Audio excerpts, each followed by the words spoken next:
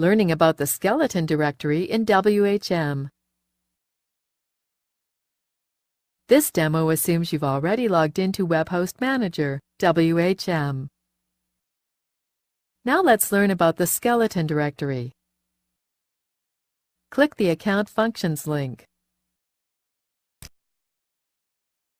Scroll down a little bit. Then click Skeleton Directory. The skeleton directory is where you put a temporary home page for all accounts you create in WHM. The temporary home page is what visitors will see in their browsers until a new home page is uploaded to the account. In this tutorial, the reseller's account's main username is mybiz123, so that's where the skeleton directory is located as shown here. To change the temporary or default home page, simply upload a new page to the cPanel 3 scale directory in the location shown above, using either an FTP program or the File Manager tool in your main account's cPanel.